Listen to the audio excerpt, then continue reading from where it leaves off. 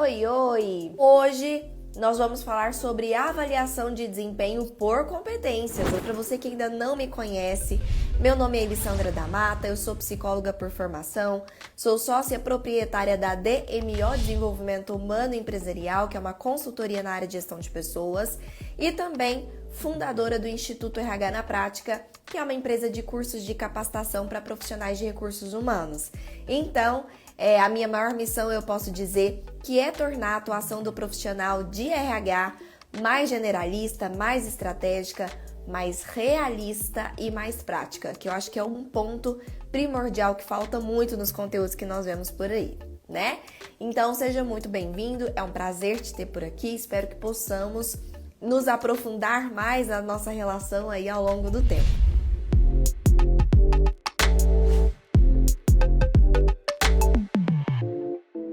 Começando então aqui o nosso assunto de hoje, esse que é um assunto tão importante e gostoso, né? Eu não sei o que vocês acham, mas eu particularmente gosto muito dessa parte de avaliação de pessoas.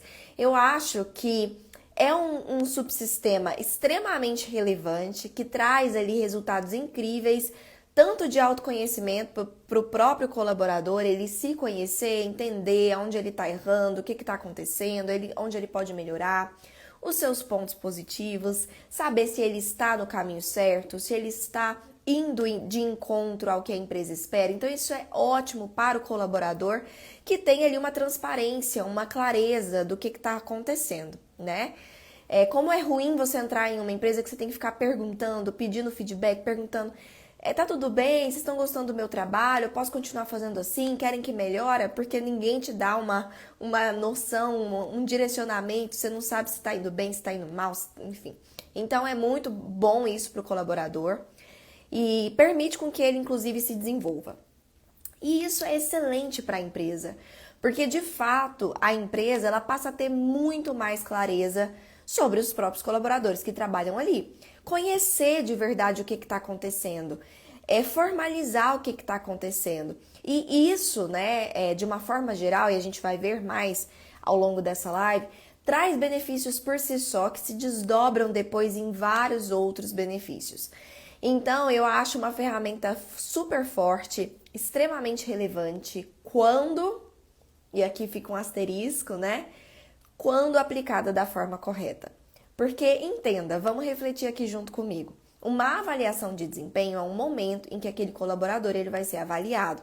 É um momento em que a empresa vai ter a oportunidade de avaliar o desempenho daqueles colaboradores.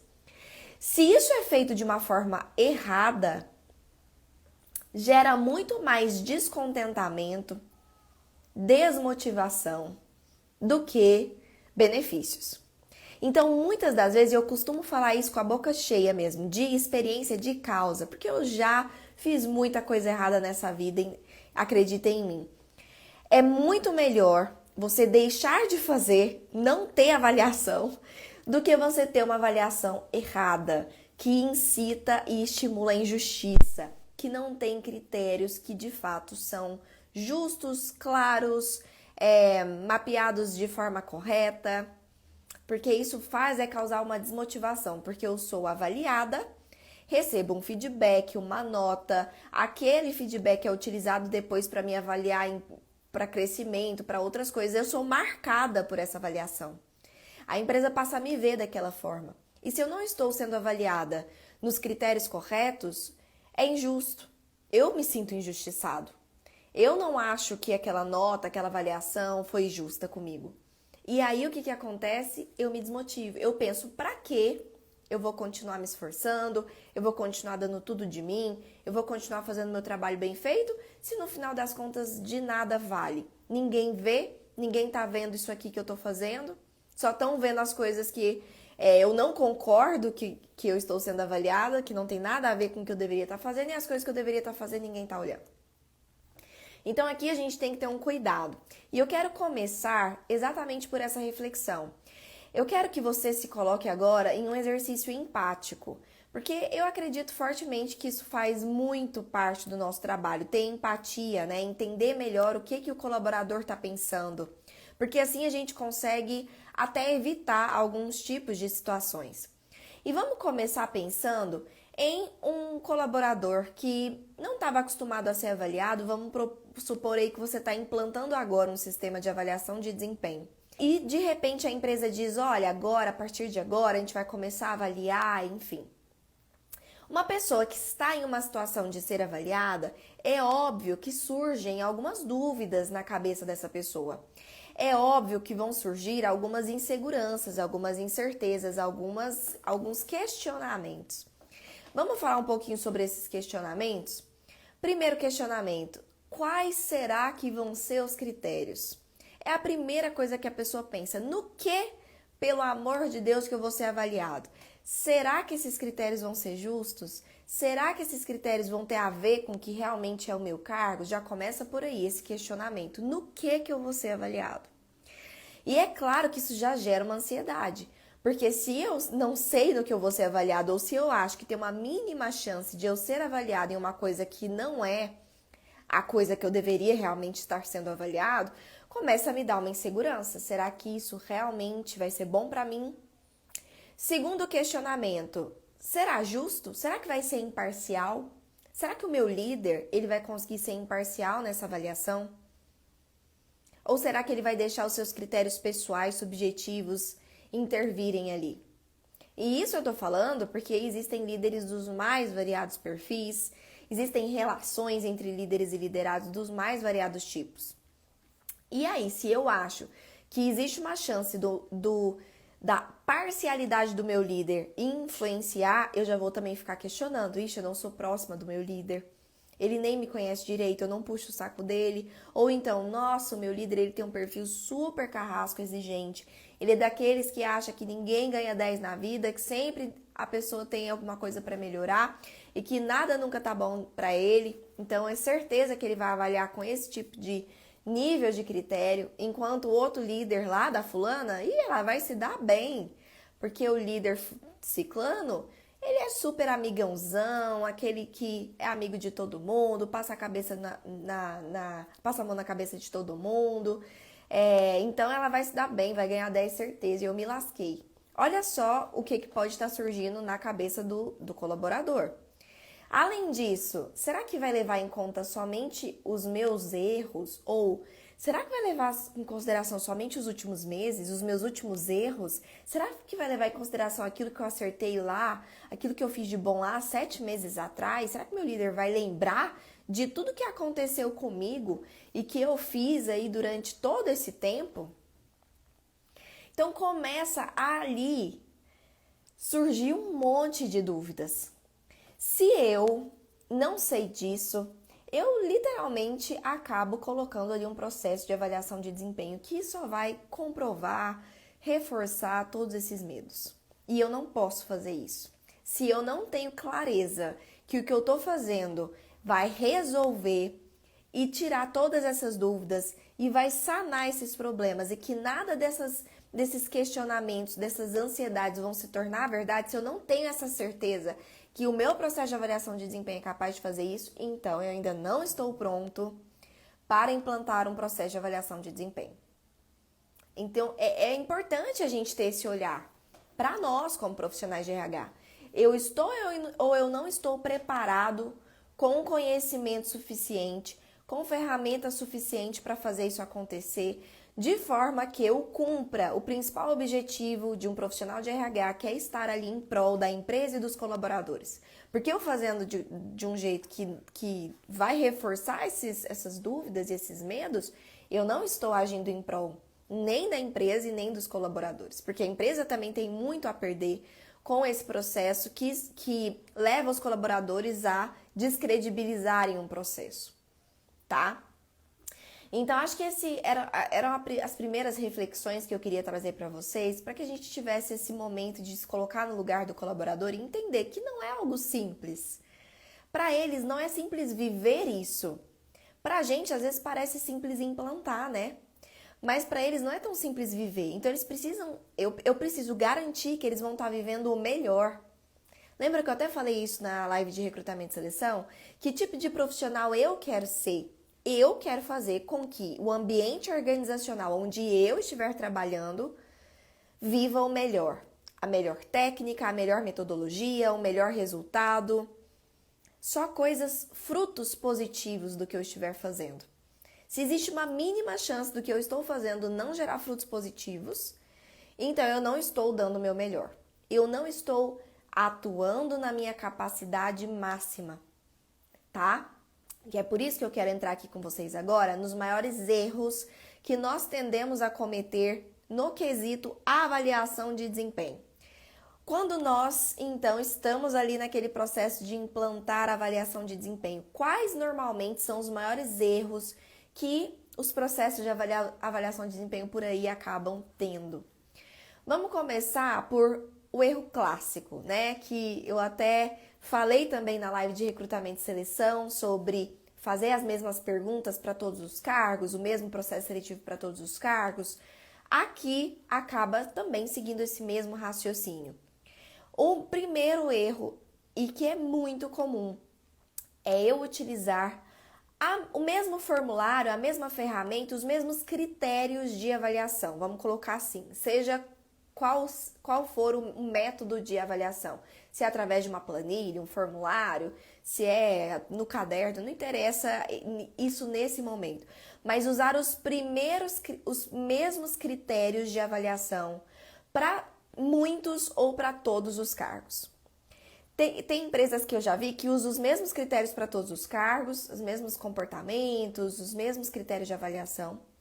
E tem empresas que eu já vi que usam critérios para níveis diferentes. Então, todos os gerentes são avaliados nos mesmos critérios, todos os assistentes e estagiários são avaliados nos mesmos critérios, os analistas e coordenadores nos mesmos critérios, os níveis. Também está errado. Isso porque é algo que eu já falei, mas eu quero reforçar. Cargos são diferentes. Eles possuem atribuições diferentes, responsabilidades diferentes, atuações diferentes. Eles têm atividades diferentes, o dia a dia deles é diferente, a entrega deles é diferente. E aí o que eu estou falando quando eu estou avaliando nos mesmos critérios? Que eu espero a mesma coisa desses cargos e na verdade eu não deveria esperar a mesma coisa desses cargos.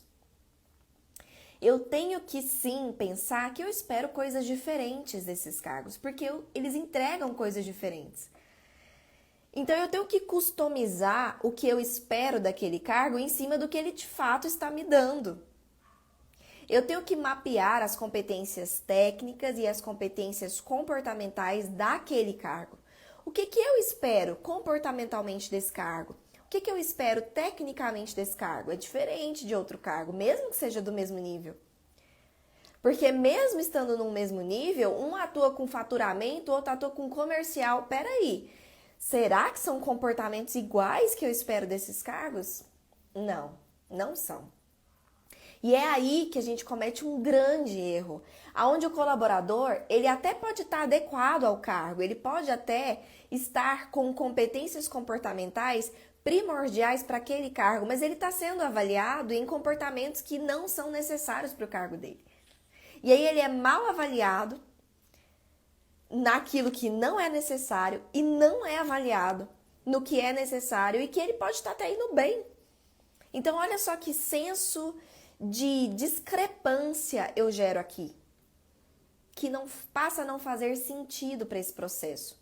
Afinal das contas, por que eu implanto um processo de avaliação de desempenho? É para o colaborador se conhecer e para eu também conhecer esse colaborador para utilizar essas informações para tomada de decisão, sejam quais forem as tomadas de decisão, de desenvolvimento, de desligamento, de promoção, não interessa. Eu vou usar em algum momento essas informações para tomada de decisão. Agora, imagine só você utilizando informações para tomada de decisão, sejam essas decisões quais forem, informações errôneas, informações incoerentes, incompletas, informações que não retratam a realidade. Olha só o quanto eu vou estar me prejudicando como empresa, tá? Então, é isso importantíssimo para a gente entender. Eu preciso pensar como beneficiar a mim mesmo como empresa através de uma assertividade nessas informações que eu vou colher. E, consequentemente, os colaboradores também vão ser beneficiados. porque eles vão ser desenvolvidos, eles vão ser avaliados em cima do que de fato eles precisam entregar. E aí sim a conversa vira outra, né? Aí sim a gente está falando de desenvolvimento de competências adequadas ao cargo. Então, esse é um erro clássico. Se você já está fazendo isso, já entenda que existe uma forma muito mais eficiente de fazer isso que você está fazendo, tá? Outra coisa é copiar modelos prontos, e aí entra muito nesse erro. Poxa, se eu não posso partir do pressuposto que eu vou avaliar todo mundo igual, nos mesmos critérios, então por que eu vou pegar um modelo pronto e copiar para tudo que eu estou fazendo? Por que eu vou virar para o meu colega e falar assim, fulano, me manda aí seu formulário de avaliação de desempenho? Você tem aí um formulário para me mandar? Por que eu vou entrar no Google e colocar formulário de avaliação de desempenho? Se você estiver fazendo isso, você se encaixa naquela categoria que eu estou dizendo, que eu até falei na live 1, de profissional replicador. Aquele que só está replicando sem entender de fato o que está por trás daquilo que está fazendo. Da onde veio isso aqui? Como que isso foi criado? Da onde foi tirado esses critérios? Esses critérios fazem sentido para esse cargo? Não fazem? Fazem sentido para a minha empresa? Isso é relevante? Não é? Como que eu vou aplicar isso num quesito de notas, de treinar os líderes? Não tem entendimento, só tem replicagem. Replicagem, nem sei se essa palavra existe. Replicação. E aí mora um grande perigo. Por quê? Porque nós temos que ser profissionais que detêm o conhecimento para que nós possamos saber fazer. E é claro que a gente pode ter um norte. Norte é importantíssimo, modelo é importantíssimo para nos dar clareza, mas a gente tem que saber fazer. Para que aí sim eu possa levar em consideração com certeza que o que eu estou fazendo está 100% adequado àquela situação, àquele cargo e àquela empresa. Ok? Outro erro é não saber o que o cargo precisa. E esse é um erro lá do recrutamento e seleção também, né? E esse erro permanece aqui. Se eu não sei do que o cargo precisa, como que eu vou avaliar esses indivíduos que estão ocupando esse cargo hoje? Não tem jeito, né? Se eu não sei o que eu espero daquele cargo, como é que eu vou chegar numa pessoa que ocupa aquele cargo e avaliar ela? Avaliar em cima de quê? Eu nem sei o que eu esperava dela. Então aqui entra um ponto importante, conhecer o cargo. Saber o que eu espero desse cargo. E para isso eu preciso da descrição do cargo, das atividades, entender esse organograma, onde que esse cargo está inserido. E aí sim eu vou mapear, então, o que eu espero desse cargo de competências técnicas e de competências comportamentais. E aí eu consigo deixar claro pro colaborador o que eu espero dele. E olha o quanto é bom. Se coloca aí no papel de colaborador agora. Como é bom a gente estar num cargo que tem clareza do que a empresa espera da gente. Nossa, é muito mais fácil fazer o nosso trabalho. Eu sei o que a empresa espera de mim, eu sei no que eu vou ser avaliado, eu sei quais são os critérios que a empresa quer reforçar que são importantes para ela e por isso eu vou ser avaliado. Então eu vou botar foco nisso, eu vou colocar meu foco nisso, que é o que eu sei que a empresa espera de mim. Muito mais fácil para mim do que ficar pensando se o que eu tô fazendo tá agradando ou não tá. E olha só que interessante, tem gente que perde um tempão fazendo uma determinada coisa, achando que está arrasando, que é o que a empresa espera. E aí quando é avaliado mal. Por quê? A pessoa não tinha clareza do que a empresa esperava dela. Ela estava jurando que aquilo que ela estava fazendo era o que a empresa esperava dela. Mas não, às vezes era outra coisa e ela estava colocando a energia dela no lugar errado. Tá? Então aqui isso traz uma clareza para o colaborador incrível e para a empresa ainda mais. Eu sei o que eu posso cobrar daquele colaborador, porque eu sei o que foi alinhado com ele. Eu sei até onde eu posso ir na avaliação daquele colaborador, porque eu sei os critérios do que eu espero dele. Tá? Então, saber o que o cargo precisa, esse é um ponto importantíssimo. Para isso a gente precisa saber mapear competências, né? Tá aí a técnica que não deixa eu mentir, que é extremamente relevante. E aí a gente tem, então, um terceiro erro, quarto, nem sei mais em que erro eu estou, eu acho que é o quarto, tá? Que é avaliar somente a parte técnica. Eu já vi inúmeras avaliações de desempenho, onde o que era avaliado ali eram as entregas. eram as atividades do dia a dia. E não tinha nenhuma forma de avaliação das competências comportamentais. Porque, entenda, pontualidade, essas coisas que as pessoas juram que estão avaliando comportamento, estão longe de ser o ideal da avaliação comportamental. Então, na realidade, muitas das empresas, elas focam só na parte técnica mesmo, na entrega, no dia a dia, na execução do trabalho e esquecem de avaliar comportamento. Ou esquecem, ou é porque não sabem mesmo como avaliar, não sabem quais comportamentos a empresa espera, então é melhor nem colocar.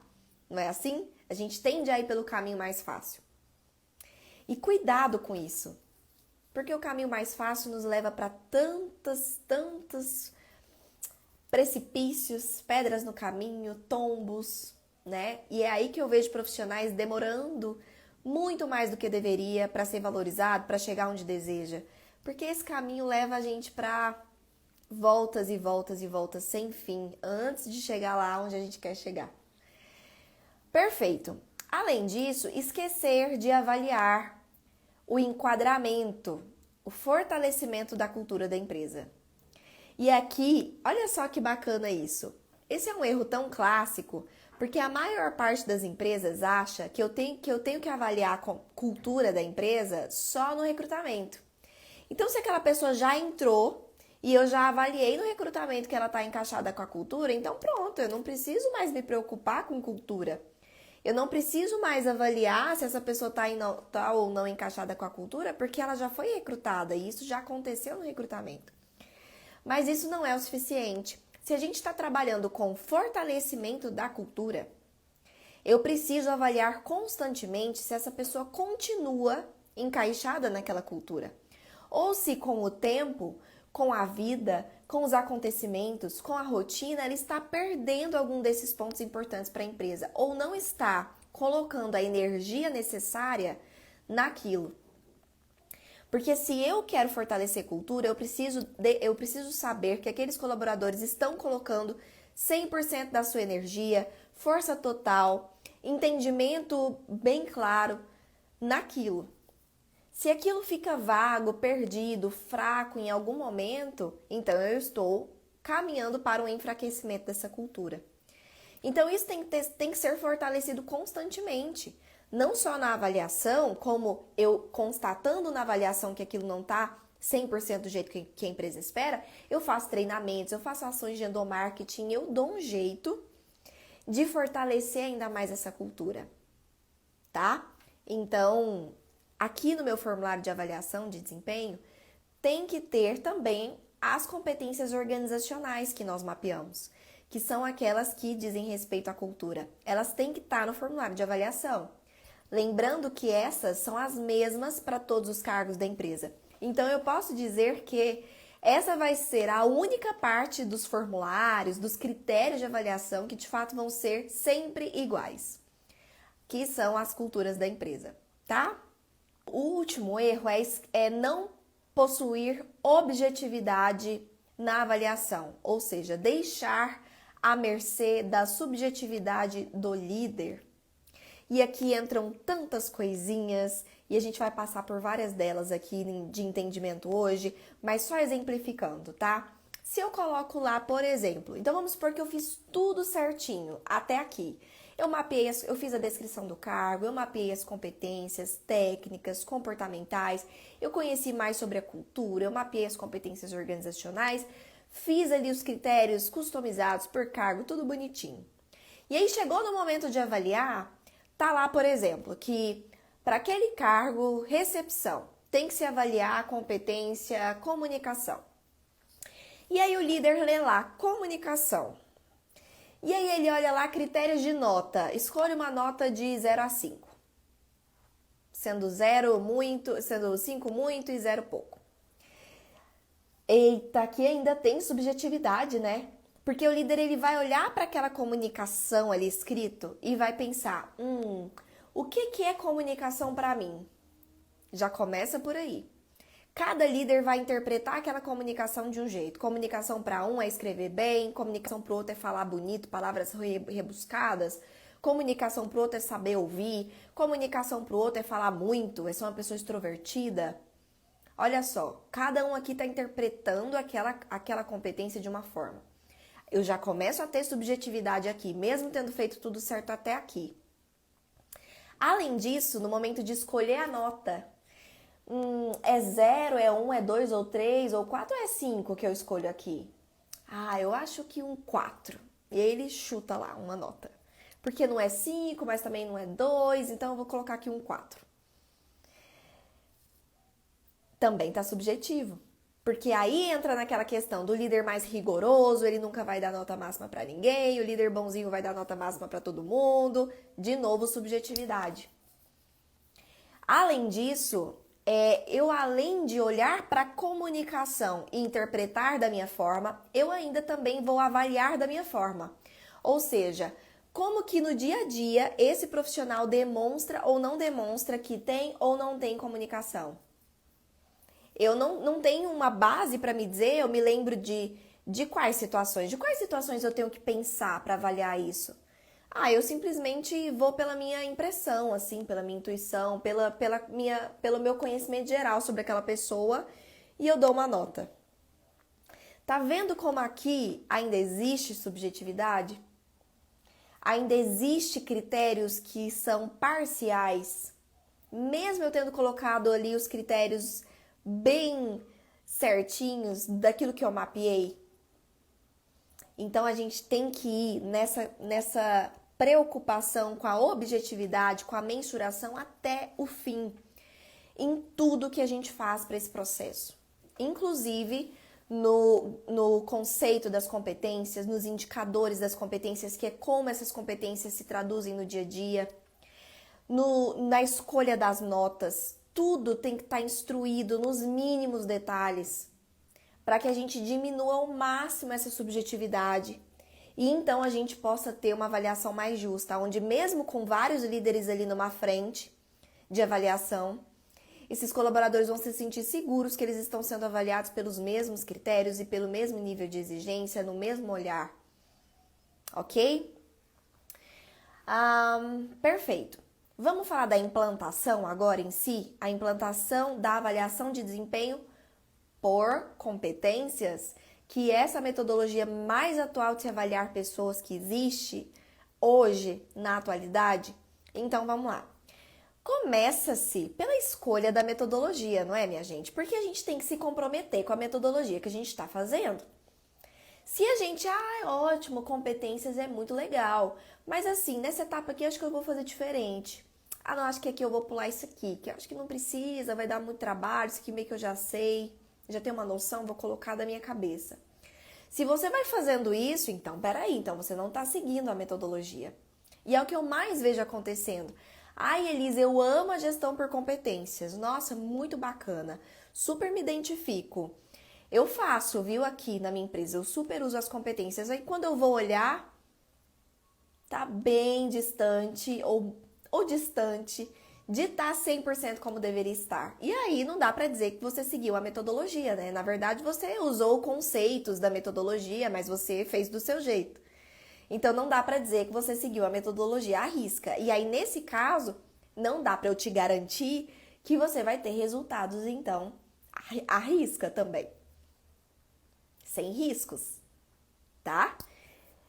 Então aqui o primeiro passo eu diria que é esse, é escolher a metodologia de verdade, é se comprometer com ela. Peraí, se eu vou fazer, então eu vou fazer bem feito. Se é para eu seguir uma metodologia que eu acredito, que eu já entendi que é boa, que eu realmente me identifiquei, que faz sentido, então eu vou seguir de verdade. Eu vou até o final, eu vou conseguir o resultado que então eu estou me propondo a conseguir, eu vou ser esse profissional que vai ser reconhecido por ter feito isso muito bem feito. Então, começa por aí. E aí, claro que existem alguns benefícios aqui da avaliação de desempenho por competências que eu quero reforçar com você. Primeiro é que estimula o desenvolvimento das competências que são realmente necessárias para o cargo. Então, eu vou estar avaliando aquelas pessoas em prol do que realmente elas precisam me entregar para aquele cargo e então eu vou estar tendo uma grande oportunidade de desenvolvê-las dentro do que não está tão legal, no que realmente é necessário para o cargo. Então, eu tenho cada vez mais uma equipe mais efetiva, né? mais eficaz. porque eu estou desenvolvendo cada um deles no que de fato aquele cargo que eles ocupam precisam. Então, cada vez mais eu tenho colaboradores mais produtivos, com mais resultados, pessoas melhores nos seus cargos. E isso é extremamente importante para a empresa, porque eu não gasto tempo com treinamentos que as pessoas não precisam, porque é investimento. Eu foco os meus treinamentos, o meu desenvolvimento em cima do que realmente elas precisam e que vai me dar um resultado depois. E isso é extremamente relevante para resultado da empresa, resultado, tá? Além disso, estreita o relacionamento entre líder e liderado, ou seja, entre avaliado e avaliador. Porque esse momento é onde o líder vai ter uma oportunidade de olhar para aquele colaborador sem suas lentes subjetivas, entendendo realmente quem é aquele colaborador que está na frente dele, o que eu espero dele, quais são, então, os pontos do dia a dia que eu estou avaliando dele, quais são os critérios que eu estou usando. Eu tenho aqui uma capacidade de enxergar melhor aquela pessoa, os pontos fortes, os pontos a desenvolver. E isso cria uma relação muito mais próxima entre quem está sendo avaliado e quem está avaliando. Porque vira literalmente uma relação mais sincera, né? Pautado no que realmente está acontecendo, uma relação transparente, uma relação onde ambos estão se sentindo bem e confortáveis com aquela relação, com aquela situação. Então, se eu sei que é justo a avaliação que eu levei, eu vou ver com bons olhos aquele líder que está me avaliando. Eu vou agradecê-lo por ele estar me direcionando para ser melhor. E se eu, como líder, pela primeira vez ou aquelas vezes eu estou tendo a oportunidade de enxergar aqueles pontos fortes, aquelas situações daquele colaborador, eu também tenho a chance de estar mais próximo dele. De delegar mais atividades que eu sei agora que fazem total compatibilidade com o perfil dele, de elogiar mais o que ele está fazendo. Então, cria uma melhor relação aqui entre líder e liderado. Porque uma avaliação onde o avaliado se sente injustiçado e o líder se acha no poder de fazer o que ele quiser, essa relação é enfraquecida nesse processo de avaliação. Porque é o avaliado culpando o avaliador e o avaliador se sentindo no poder melhor, né, no controle em cima do avaliado. E isso não gera nenhum tipo de relação de construção saudável a longo prazo, tá? Além disso, o modelo de avaliação de desempenho por competências fornece um histórico de desenvolvimento de competências. Isso é ótimo, porque eu pego ali, olha, 2019, 2020, 2021 e esse ano eu vou avaliar novamente o fulano. Como é que tá aqui, então, esse histórico de desenvolvimento? Vamos pegar uma competência aqui desse cargo? Vamos ver como é que tá a competência comunicação do fulano? Olha, 2019 estava assim, olha, 2020 já deu uma melhorada. 2021 também deu uma melhorada, bacana. Então, esse ano a gente espera que mantenha mais ou menos esse nível aqui. Se 2022 der uma abaixada, se a competência comunicação for pior avaliada em 2022, é um alerta, porque eu tenho histórico. O que será que está acontecendo, fulano? O líder ele já vai ter o histórico. Fulano, o que aconteceu aqui? Porque, olha, você sempre vinha muito bem nesse comportamento. Esse é um dos seus grandes pontos fortes. O que aconteceu? Aconteceu tal coisa, eu não tô tão bem por conta disso, não tô me sentindo motivado por conta daquilo. E aí entende-se, então, as motivações por trás, o que está acontecendo, e existe uma conversa ali em cima daquilo. Porque eu tenho histórico, eu consigo acompanhar o que está evoluindo, o que não está evoluindo. E isso é extremamente relevante para um processo de desenvolvimento mesmo desses colaboradores a longo prazo. Se eu quero que as pessoas fiquem ali, cresçam ali, o máximo de tempo possível em que essa relação ainda seja saudável, então esse acompanhamento ele é extremamente relevante, concorda? Maravilha! Além disso, o RH ele ganha visibilidade. Esse benefício é bom, né, gente? É muito bom. Todo o resto é muito gostoso, mas quando a gente sente que impacta diretamente no nosso trabalho, a gente se sente bem fazendo uma coisa bem feita, isso não tem preço. E sim, o RH ganha muita credibilidade com toda a empresa. Os colaboradores ficam gratos de verdade por um processo de avaliação que é bem implantado e bem conduzido. Os líderes, eles também veem aquilo com credibilidade, com profissionalismo, eles levam a sério o seu trabalho. E a empresa não vai deixar isso passar batido, né? Com certeza ela também vai perceber o quanto que você está fazendo está sendo relevante, trazendo resultados incríveis, porque de fato é uma ferramenta que gera resultado. Quando implantada da forma correta, ela é linda demais de ver acontecendo. Chega a dar um gostinho mesmo você olhar e perceber que você está à frente daquele projeto, tá? Passo 2 é você confeccionar a ferramenta de aplicação. Então, é aqui o momento em que você vai começar, de fato, mapear, né? Mapear critérios para você colocar no seu formulário, na sua planilha, da forma que você optar por aplicar essa avaliação. Você vai, então, começar a desenhar esses critérios. Então, é aqui que você vai mapear as competências técnicas e comportamentais de cada cargo. E se você já fez isso, né? Olha só a beleza da gestão por competências. É que você só precisa fazer isso uma vez. E aí dá para você usar essas mesmas competências mapeadas para tudo que você for fazer. Para o recrutamento, para avaliação, para o plano de cargos e salários, para o treinamento. Você vai mapear uma vez só. E vai usar essas mesmas competências para tudo que você for fazer.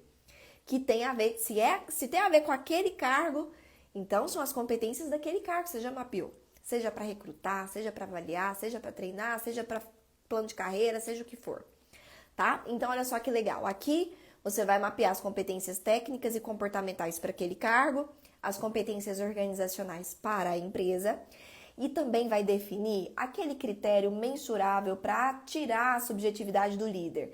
Então, aqui você vai definir os indicadores. Indicadores de competências.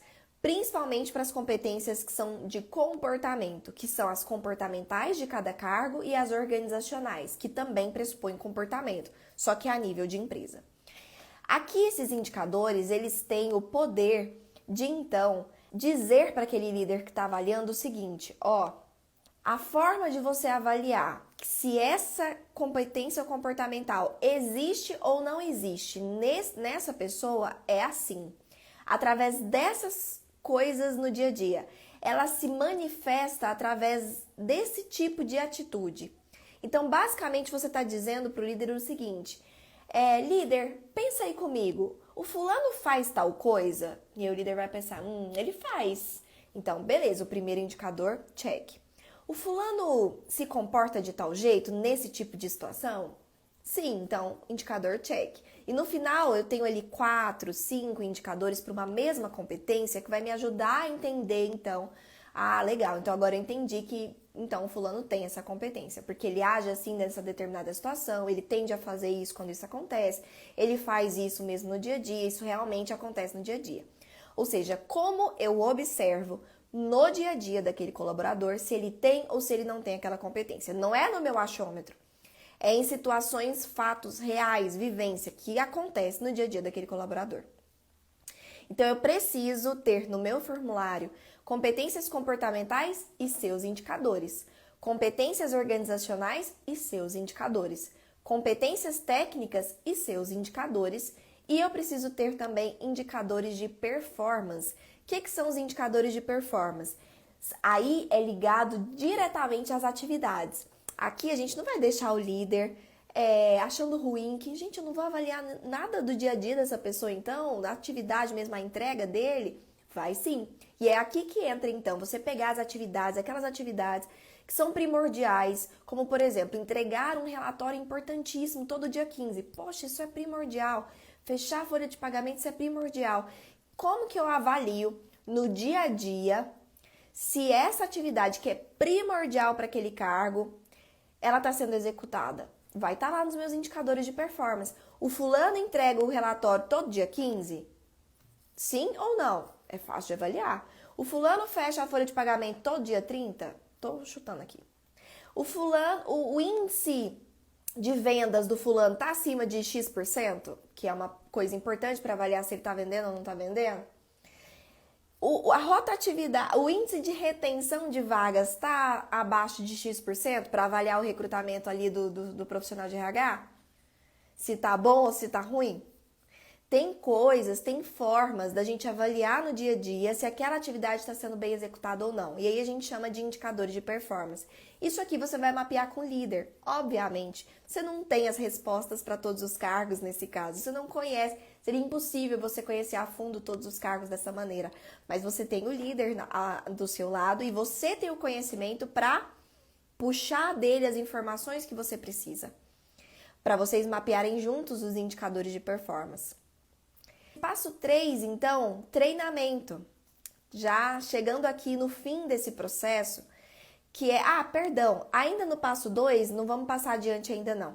Eu falei dos indicadores, mas ainda tem uma outra coisa aqui para a gente tornar o processo objetivo, que é a escolha das notas, né?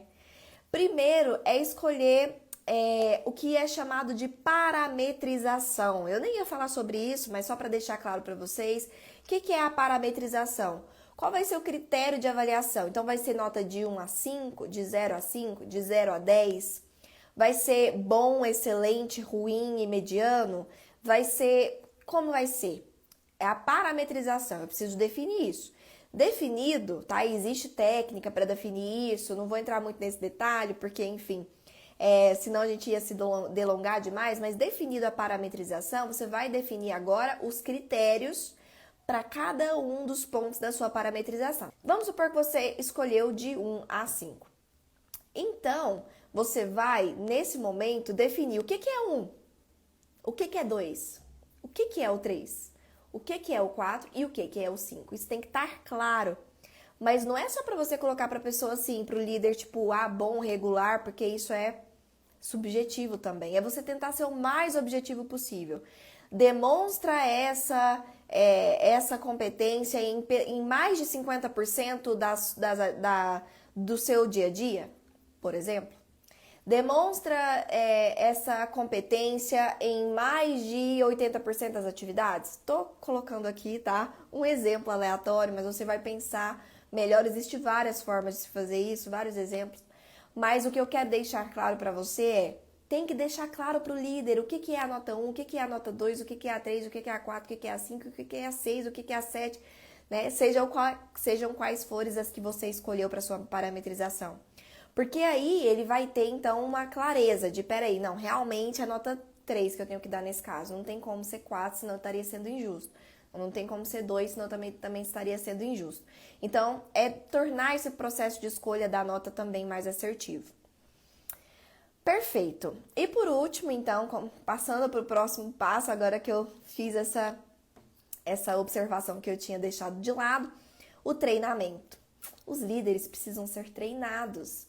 E os colaboradores também, né? Eles não precisam necessariamente ser treinados, mas eles precisam ser envolvidos, avisados, eles precisam entender como vai acontecer o processo, qual é o procedimento que vai ser seguido, qual é o papel deles nisso, qual é o intuito da empresa com isso, se aquilo está sendo, como é que aquilo foi mapeado, como é que foi o processo para que aqueles medos, eles então desapareçam, para que o colaborador se sinta mais tranquilo, legal, senti firmeza nisso aí, entendi que isso é para o meu bem, percebi que isso pode me fazer bem, vi quais são os benefícios para mim, botei fé, né? Eu realmente acreditei nesses critérios, na forma que foi mapeado, parece que foi feito de forma profissional, concordo que realmente isso é importante para o meu cargo, perfeito.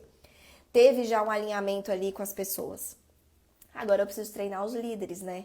Eles precisam estar treinados a um procedimento, a um processo, a fazerem aquilo da forma mais padronizada possível com o que a empresa espera deles. É o momento de deixar claro o que a empresa espera deles nesse processo. Como que vai ser dado o feedback, que tipo de feedback a empresa espera que eles deem, como é que começa a reunião com aquele colaborador, como é que é o meio disso, eu mostro o formulário, eu não mostro, eu levo só a nota final, eu explico ponto a ponto, eu trago os fatos, eu não trago, eu abro para discussão, para comentários ou eu não abro, como é que eu faço o fechamento, tudo isso tem que estar padronizado em um processo. Eles precisam entender como conduzir isso da forma que a empresa espera, da melhor forma possível. Então, eles passam sim por treinamento. Primeiro é um treinamento, uma fase do treinamento de informação, aonde então você vai levar a informação para eles do que é o processo de avaliação de desempenho por competências, quais são os benefícios, né? Enfim, o que é essa metodologia, por que ela é tão atual, por que ela é tão boa. E aí a gente vem para uma segunda fase desse treinamento, que é a sensibilização e conscientização. É o momento de você fazer esse líder comprar essa ideia, porque ele precisa comprar a ideia. Porque se ele não comprou a ideia, ele vai fazer nas coxas, ele vai fazer de qualquer jeito. Então, ele precisa estar sensibilizado, ele precisa estar conscientizado. E para isso, você precisa mostrar para eles, então, que aquilo não é só mais uma burocracia, que aquilo não é só mais um trabalho que eles vão ter, que aquilo tem benefícios para eles, como líderes, de forma direta. Então, deixar isso claro, fazer com que eles comprem a ideia. Ok? E aí tem uma terceira fase desse treinamento, que é a fase da ferramenta, de conhecimento da ferramenta. É o momento em que você vai abrir ali a ferramenta com eles, né, o formulário de avaliação, e vai passar ponto por ponto. Como é que eles preenchem, como é que eles escolhem a nota, como é que eles pensam ali naquele momento com relação àquele ponto, né? Eles avaliam naquela ordem, ou eles podem ler e depois voltar, eles podem dar uma nota e depois rever. Como que eles fazem? Eles se lembram dos fatos e anotam para depois pensar numa nota? Você vai ajudá-los nesse processo de conhecimento da ferramenta, de como que eles então vão preencher essa ferramenta. Se for uma ferramenta que tem fórmula e que calcula automaticamente notas, como é a ferramenta que eu propicio para os meus alunos, por exemplo, eu falo para eles, você tem que explicar para o líder como que está calculando essa nota, que ele não precisa mexer naquela célula que já tem a fórmula, ele precisa estar com tudo isso claro, ele precisa saber usar, né, a ferramenta, tá? E por último, mas não menos importante, é uma fase desse treinamento que é a de execução do projeto em si. E olha só que legal esse projeto de avaliação de desempenho. O primeiro ciclo de avaliação de desempenho, ele é considerado ainda um treinamento. Ele não é um ciclo válido, digamos assim. Não é val ainda, como diz nas brincadeiras de criança, né? É como se você estivesse fazendo um test drive, você vai rodar um primeiro ciclo de avaliação, como deve ser, seguindo exatamente o procedimento, depois de todo mundo estar treinadinho, você vai rodar um ciclo de período de avaliação. Mas ele vai ser um ciclo teste. Ele é para você entender se houve algum erro, pegar o feedback dos líderes, pegar o feedback dos colaboradores, saber se existe algum ajuste a ser feito, algum critério a ser ajustado, alguma coisa que não ficou tão clara. E aí você vai então fazer os ajustes necessários. Então esse ciclo ele é de aprendizado, a gente chama assim de aprendizado. As pessoas ficam tranquilas sabendo então que, poxa, eu vou poder viver isso na prática, saber como isso acontece sem ainda a minha nota estar contando para nada. O líder se sente mais tranquilo também de, poxa, o que eu estou avaliando aqui não vai determinar a vida dessa pessoa, eu posso, né, me permitir saber que eu estou aprendendo também esse papel de avaliação. Então, é um momento de aprendizado, de avaliação mesmo do que está acontecendo, ajustes, e aí sim, a partir do próximo ciclo de avaliação, aí começa a de fato valer, né? Aí começa de fato a entrar no sistema normal da empresa, né? E claro que sempre vão ter ajustes, sempre vão ter melhorias, mas ele já vai estar apto a te dar informações fidedignas, verídicas, completas, consistentes e que dá para você já então considerar como um ciclo de avaliação que funciona, que é concreto e relevante, tá? Deixa eu ver se eu me esqueci de falar alguma coisa. Só últimas informações aqui. A avaliação de desempenho, normalmente, ela é sugerida, né, ser implantada os ciclos de avaliação de desempenho entre 1 a 2 vezes por ano. Então, se você está começando, se está começando agora o processo de avaliação de desempenho, mesmo que você já tenha a avaliação de desempenho rodando, mas se está começando agora essa metodologia, que é um pouco mais delicada, assertiva, né? E você quer fazer bem feito, eu sugiro que você comece com 1 vez por ano. Porque existe tempo entre um ciclo e outro para você fazer ajustes, para você entender pontos de melhoria. E aí, com o tempo, né, a partir do momento em que você perceber que aquilo já se tornou um hábito, já começou a fazer parte da cultura, que aquilo já não é mais uma coisa que vira, né, aquilo de desgaste dos líderes. Não, você percebe que já está fazendo parte do dia a dia deles. Perfeito, então você pode optar por colocar 2 vezes por ano, tá? Lembrando que sempre manter distâncias que se equiparam, né? Então, colocar ali ao final de cada semestre, por exemplo, tá? Avaliando o semestre que passou. Existe uma vantagem de 2 vezes por ano, porque o líder ele precisa se lembrar de um período de tempo menor na sua avaliação. Então é importante deixar isso claro. Se eu só tenho um ciclo de avaliação por ano, por exemplo, em dezembro, para avaliar o ano, o líder tem que saber que aquilo que ele está avaliando é do ano, não é do último mês, não é dos últimos 6 meses, é do ano.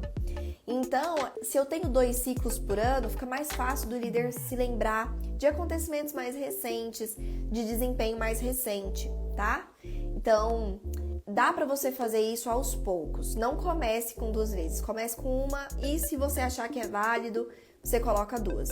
Mas uma também tá super dentro do indicado e tá tudo certo se você mantiver uma vez somente, tudo bem? Ok, e outra coisa que então eu quero reforçar aqui de pontos importantes de conclusão é que a avaliação de desempenho é base para outros subsistemas, como por exemplo treinamento. Você vai ver na live de treinamento como que você utiliza então os resultados, né, as informações da avaliação de desempenho para planejar treinamentos. E também ela é base para o plano de cargos e salários. Então, além de ser uma ferramenta maravilhosa por si só, ela ainda te propicia uma base para você poder implantar outros projetos depois. Tudo bem? Muito obrigada. Beijo no coração de vocês. Tchau, tchau, gente.